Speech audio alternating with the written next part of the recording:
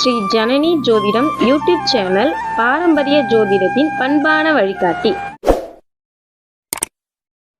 ஐயாவுடைய தலைப்போது ஜோதிட ரகசியங்கள் கொண்டாடப்படுத்திக்கு வருகிறோம். மதிப்பிற்குரிய என்னுடைய குருநாதர் ஜோதிட செம்மல் திரு ஏழுமலை ஐயா அவர்களுக்கு என்னுடைய முதற்கான வணக்கம். ஸ்ரீ வராகமிகிற ஜோதிட பயிற்சி மையம் நடத்தும் 22வது ஜோதிட கருத்தரங்கிற்கு வருகை புரிந்துள்ள அனைத்து ஜோதிட சொந்தங்களுக்கும் என்னுடைய வணக்கத்தினை தெரிவித்துக் கொள்கிறேன். இதில் நான் இன்னைக்கு பேசக்கூடிய தலைப்பு அப்படின்னு பார்த்தீங்கன்னா சூட்சம் ஜோதிட சூட்சமம். சூட்சம்னா என்னங்க? ஒரு பலன், அதாவது மறைத்து வைக்கப்பட்டது தான் சூட்சம். அந்த மறைபொருளை வெளியே கொண்டு வருவதுதான் ஜோதிடம். அது ஜோதிட சூட்சமம். இந்த மறைபொருள் எங்க இருக்கு? 6, 8, 12 இருக்கு. 6ஆம் இடம் எந்த நோய் வரும்னு உங்களுக்கு தெரியாது, எந்த வழியில கடன் வரும்னு உங்களுக்கு தெரியாது, எந்த வழியில எதிரி வருவான்றது உங்களுக்கு தெரியாது. 8ஆம் இடம் எந்த வழியில வம்பு வழக்கு வரும்னு தெரியாது, எந்த வழியில அசிங்கமானம் வருதுன்னு தெரியாது, எந்த வழியில கண்டம் வருது, எந்த வழியில விபத்து வருது, அல்லது எந்த வழியில அதிர்ஷ்டம் வருது, யோகம் வருது. 8ஆம் இடம்ன்றது திடீர் யோகம், திடீர் அதிர்ஷ்டம், இதெல்லாம் கொடுக்கக்கூடியது. 12ஆம் இடம் விரயம், யாரால விரயம் வரும், எந்த வழியில விரயம் வரும், இதெல்லாம் மறைபொருள். இதெல்லாம் நீங்க தேடி எடுக்கிறதுக்கு பேர் தான் ஜோதிட சூட்சமம். இப்போதைக்கு 8ஆம் இடத்துக்கு மட்டும் அந்த 8ஆம் அதிபதியை வச்சு, 8ஆம் அதிபதி யாரோட சேர்ந்திருந்தால் எந்த மாதிரியான யோகத்தை கொடுக்கும், எந்த மாதிரியான பாதிப்புகளை கொடுக்கும் அப்படின்ற ஒரு சில சூட்சமங்களை மட்டும் இப்போ உங்ககிட்ட நான் சொல்ல இருக்கிறேன். இதுல உங்க லக்னம் எந்த லக்னமானாலும் இருக்கட்டும், லக்னத்துக்கு 8ஆம் அதிபதி உங்க லக்னாதிபதியோட சேர்ந்து இருந்தால் இதுல இன்னொரு சூட்சமா என்ன அப்படின்னு பார்த்தீங்கன்னா, அந்த அஷ்டமாதிபதிக்கு இன்னொரு சுப ஆதிபத்தியம் வரணும். சுப ஆதிபத்தியம் வந்தாலும் அது யோகத்தை கொடுக்கும், இல்லைன்னா கொடுக்காது. இப்போ மேஷ லக்னத்துக்கு அப்படி கிடையாது, ஆனா ரிஷப லக்னத்துக்கு உண்டு. 8, 11 ஒரே அதிபதி. ஆனா மேஷ லக்னத்துக்கு லக்னத்துக்கும் 8க்கும் ஒரே கிரகம் தான் சொல்லலாம்.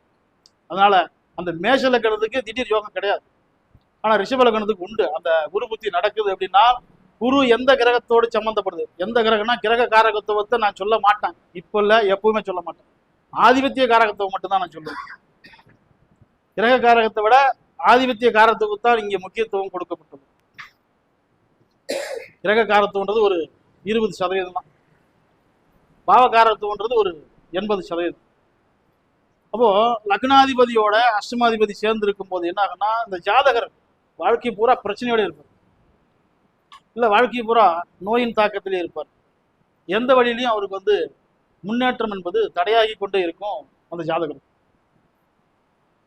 ரெண்டாவது, இந்த உறவு முறைகள் எதுவுமே ஒத்து வராது. அடுத்தது, நண்பர்கள் பழக்க வழக்கமோ இவர்களுக்கு பிரச்சனை கொடுக்கக்கூடியதாகவே இருக்கும். அடுத்து 2ஆம் இடத்தோட 2ஆம் அதிபதியோடைய 8ஆம் அதிபதி சேர்ந்து இருந்தால் பணம் பல வகையில் வரும், திடீர் பண வரவை உண்டாக்கும். பரிசு சீட்டின் மூலம் இவர்களுக்கு பணம் வரும். அடுத்தது, இல்லீகல் பிசினஸ் செய்வாங்க, அரசாங்கத்திற்கு எதிராக செயல்பட்டு அதன் மூலியமாக வருமானத்தை ஈட்டுவார்கள். இது திடீர் யோகம். ரெண்டாவது, சரி அஷ்டமாதிபதி ஆச்சு, ஒரு வகையில யோகத்தை கொடுக்கும், இன்னொரு வகையில பாதிப்பு கொடுக்கும். அப்போ அந்த 2ஆம் அதிபதியோட சேரும்போது என்ன ஆகுன்னா, குடும்ப பிரிவை உண்டாக்கும், 2 குடும்பத்தை உண்டாக்கிடும். இது போன்ற அமைப்புல தான் இருக்கும். அடுத்து 3ஆம் அதிபதியோடைய 8ஆம் அதிபதி சேரும்போது என்ன ஆகுன்னா, கூட இருக்கிற கூட்டாளியால யோகம் கிடைக்கும். அதுவும் நன்மை செய்யக்கூடிய தொழிலையோ, நல்லது என்று சொல்லக்கூடிய தொழிலையோ வேலையோ பார்க்கும் போதெல்லாம் வராது. அவன் செய்யக்கூடிய அந்த இல்லைகள் உங்களுக்கும் பங்கு கிடைக்கும். இது கூட்டு வருமானம், கூட்டாளிகளால் வருமானம். அப்போ ஒரு வகையில வருமானத்தை கொடுத்துரும், இன்னொரு வகையில பாதிப்பு கொடுத்துரும். 3ஆம் இடம் என்பது சகோதரன். உங்களை பல முறை தடுத்து பார்ப்பான், போவாத, இந்த வேலை செய்யாத அப்படின்னு உங்களை பல முறை தடுக்கும் போது என்ன ஆகுனா, உங்க 2 பேத்துக்குள்ள பிரச்சனைகள் வந்து சகோதரஸ்தான அதிபதியோட சேரும் போது உங்களுக்கும் சகோதரருக்கும் பிரச்சனைகள் நிறைய வந்துடும். ரெண்டாவது, இந்த 3ஆம் இடம் என்பது உங்களுக்கு உள்ள அடையாளம், உங்களுக்கு உள்ள ஆளடிமை. நீங்க வைக்கக்கூடிய அடியால் உங்களுக்கு எதிரியா மாறிடும். ஒரு வகையில உங்களுக்கு வருமானத்தையும் கொடுத்துருவான், கொடுத்துட்டு உங்களை காட்டியும் கொடுத்துருவான். இது போன்ற நிலையில தான் இந்த 8ஆம் அதிபதியும் 3ஆம் அதிபதியும் சேரக்கூடிய பலன். அடுத்து 4ஆம் அதிபதியோட 8ஆம் அதிபதி சேரக்கூடிய பலன் அப்படின்னு பார்த்தீங்கன்னா இதுல வந்து 2 வகையான பலன்கள், எல்லா விஷயத்துக்குமே 2 வகையான பலன்கள் உண்டு.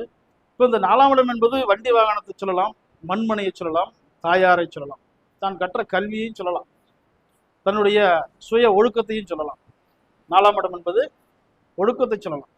அப்போ இந்த 8ஆம் அதிபதி இவருக்கு ஒரு சுப ஆதிபத்தியம் இருந்து அவர் 4ஆம் இடத்தோடு சம்பந்தப்படும் போது புதையல் யோகத்தை கொடுக்கும். ஒன்றுத்துக்குமே உதவாத ஒரு இடத்த வாங்கி போட்டிருப்பாரு. அப்ப அவருக்கு அந்த புத்தி நடக்கும்போது என்ன, பல மடங்கு லாபத்துல அந்த இடத்த வித்து கொடுக்கும். இதுவே புதையல் யோகம் தான். உங்களுக்கு வந்து மண்ணை நோண்டி நீங்க புதையல் எடுப்புன்ற இதெல்லாம் இல்லை. அந்த இடத்த விற்கும் போது பல மடங்கு உங்களுக்கு லாபத்தை கொடுக்கும். அது போன்ற நிலைய இந்த 8ஆம் அதிபதி கொடுத்துரும். அடுத்தது வாகன விபத்தை கொடுக்கும், தாயாருக்கு பாதிப்பு கொடுக்கும், உங்களுடைய சுய ஒழுக்கத்தில் களங்கத்தை ஏற்படுத்தும். அடுத்தது 5ஆம் இடம், 5ஆம் அதிபதியோட அஷ்டமாதிபதி சேரும்போது என்ன பண்ணும்னா உங்களுக்கும் குழந்தைகளுக்கும் ஆகாத ஒரு சூழ்நிலை அல்லது குழந்தை தாமதமாக பிறக்கக்கூடிய ஒரு சூழ்நிலை ஏற்படுத்தும். 2வது பூர்வீகத்தில் சிக்கல் ஏற்பட்டு பூர்வீக சொத்து உங்களை வந்து சேரும்.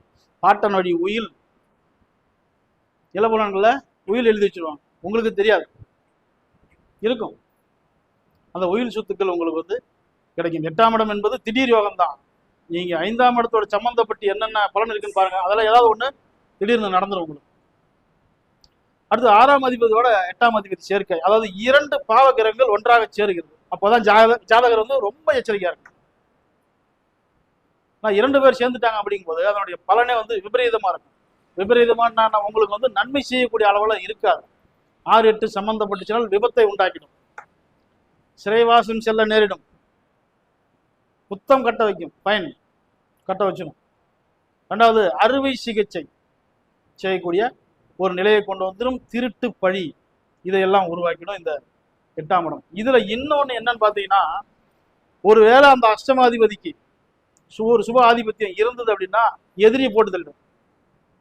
உங்களுக்கு டார்ச்சர் பண்ணிட்டு இருந்த, குடைச்சல் கொடுத்துட்டு இருந்த எதிரியை முதல்ல போட்டு தள்ளிடும். இதான் வந்து கெட்டவன் கெட்டிடில் கிட்டிடும் ராஜயோகம். உங்களுக்கு வரக்கூடிய எதிர்ப்பு குறைஞ்சிட்டாலே உங்களுக்கு எந்த விதமான பிரச்சனையும் இல்லை. ஆனா இந்த யோகம் ஒரு விபத்துல இருந்து உங்களை தப்பிக்க வைக்கும். ஒரு வழக்கு நடக்குது அப்படின்னா அதுல இருந்து கடைசி டைம்ல உங்களுக்கு சாதகமாயிடும். இந்த யோகம் இதை மட்டும்தான் செய்யும், கோடி கோடியா கொடுக்காது. அடுத்து 7ஆம் இடம், 7, 8 சம்பந்தம், திருமண வாழ்க்கை 2 படும். 7ஆம் அதிபதியும் 8ஆம் அதிபதியும் சேர்ந்து எந்த வீட்டுல இருந்தாலும் சரி திருமண வாழ்க்கை 2 படும். ஆனா திருமண வாழ்க்கைக்கு அப்புறம் இன்னொரு திருமணம் செய்வார். 2வது திருமணம் செய்யும் போது என்ன ஆகும்னா வாழ்க்கை ஓகோன்னு ஆயிடும். நினைச்சு கூட பார்க்க முடியாத அளவுக்கு திடீர் யோகத்தை கொடுத்துரும். என்ன ஆயிடும்னா வசதியான இடத்துல போயிட்டு பொண்ணு கட்டிக்குவோம், வசதியான இடத்த பார்த்து பொண்ணு கட்டிக்குவோம். இது 7, 8 சம்பந்தப்படும் போது சமுதாய கட்டுப்பாட்டை மீறிய திருமணம், பெற்றோர்கள் பார்த்து முடிவு செய்யக்கூடிய திருமணம் இல்லை. நம்ம பாரம்பரிய பழக்கத்தையும் சமுதாய கட்டுப்பாட்டையும் மீறிய திருமணம் அப்படிதான் சொல்லலாம். அடுத்து 8ஆம் அதிபதி 8லேயே யாரு கூடயும் சேராம 8லேயே இருக்காருன்னா அதுக்கு பேர் வந்து சரள யோகம். சரள யோகம்னு பேரு. வாழ்க்கையில ரொம்ப அடிபட்டு, அதாவது உண்ண உணவு இல்லாமல், உடுத்த உடை இல்லாமல், இருக்க இடமில்லாமல் இருந்த ஒரு நிலையில் இருந்து அஷ்டமாதிபதி பலம் பெற்ற காரணம் ஜாதகர் இடம் விட்டு இடம் மாறி, ஊரு விட்டு ஊரு போய், தேசம் விட்டு தேசம் வெளியில போய் ஜாதகர் நல்ல ஒரு முன்னேற்ற நிலையை அடைந்துருவார் இந்த 8ஆம் இடத்துல ஆட்சி பெற்ற அஷ்டமாதிபதி இருக்கும்போது. அடுத்து 9ஆம் அதிபதியோட 8ஆம் அதிபதி சேர்க்கை, தந்தை வழி சொத்துக்கள் கிடைக்கும். 5ஆம் இடத்துக்கு சொன்னது போல உயில் சொத்து, பாட்டன் சொத்து, தந்தை வழி சொத்து இது எல்லாமே கிடைக்கும். இது ஒரு போராட்டத்திற்கு பிறகு கிடைக்கும், ஆனால் தந்தையை பாதிக்கும். 2வது இவங்களுடைய குல வழக்குன்னு ஒன்று இருக்கும். பாரம்பரிய பழக்க வழக்கம், குல வழக்கம், இல்லை எங்களுடைய பழக்க வழக்கத்துல இந்த இது செய்வோம் அப்படின்னு சொல்ல முடியா, அந்த பழக்க வழக்கத்துல அவங்க விட்டு தள்ளிடுவாங்க. எதையுமே இவங்க வந்து கடைபிடிக்க மாட்டார்கள். அடுத்து இந்த பாக்கியம் அப்படின்றது இவருக்கு கிடைக்க வேண்டிய அத்தனை பாக்கியமும் தடைபட்டு அதன் பிறகுதான் கிடைக்கும் இவருக்கு, ஆனா கிடைக்கும். அடுத்து 8ஆம் அதிபதியும் 10ஆம் அதிபதியும் சேர்க்கை, தொழில்ல நாணயமான தொழில் செய்ய முடியாது, நேர்மையான தொழிலை செய்ய முடியாது. அதே போல இல்லீகல் பிஸ்னஸ், அரசாங்கத்திற்கு எதிரான தொழில்களையோ வேலைகளையோ செய்து அதன் மூலியமா சில சிக்கல்களையும் வம்பு வழக்குகளையும் பிரச்சனைகளையும் சந்தித்து நல்ல ஒரு உயர்ந்த நிலைக்கு வரக்கூடிய ஒரு சூழ்நிலை ஏற்படுத்தும். அஷ்டமாதிபதிக்கு இன்னொரு சுப ஆதிபத்தியம் இருந்தால், இல்லைன்னா போய் உள்ளார உட்கார வேண்டியதுதான். அடுத்தது 8ஆம் அதிபதியும் 11ஆம் அதிபதியும். இப்ப 11 என்பது நண்பன், பெண்கள், தகப்பன் வழி உறவுகள், அப்பா கூட பிறந்த அண்ணன் தம்பிங்க, அக்கா தங்கச்சி. அடுத்து 11ஆம் இடம் என்பது காதல், தன்னுடைய எண்ணம், ஆசை, விருப்பம், இதெல்லாம் சொல்லக்கூடிய அந்த வீட்டு அதிபதியும் அஷ்டமாதிபதியும் சேரும் போது இது அத்தனையிலையும் பிரச்சனைகளும் சிக்கல்களும் வந்து கொண்டே இருக்கும். ஆனால் ஒரு விஷயத்துல திடீர் யோகத்தையும் திடீர் லாபத்தையும் கொடுக்கும். போட்டி பந்தயங்களில் வெற்றி, பரிசு சீட்டு, பந்தயம் கட்டுவது, ரேஸ், இதிலெல்லாம் கலந்துக்கிட்டு இவங்க வந்து வெற்றி பெற்றோம். ஐயா, போலீஸ் இராணுவத்திற்கும் 8ஆம் இடம் தான் செயல்படும். குற்றவாளி, திருடன், கொலைகாரனுக்கும் 8ஆம் இடம் தான் செயல்படும். ஏன்னா அவங்க உள்ளார உட்கார வைப்பாங்க, உள்ளார உட்காருவாங்க, இவங்க கொண்டு உட்கார வைப்பாங்க. இதுதான் இதுல உள்ள வித்தியாசம். ஏன்னா ஒருத்தருக்கு யோகத்தை கொடுக்கும், இன்னொருத்தருக்கு பாதிப்பு கொடுத்துரும், தோஷத்தை கொடுத்துரும். அந்த 8ஆம் இடம் சிறப்பா செயல்படும் போது வெற்றி கொடுத்துரும். இவங்க யாரு? போலீஸ் இராணுவம் அதிகாரிகள்.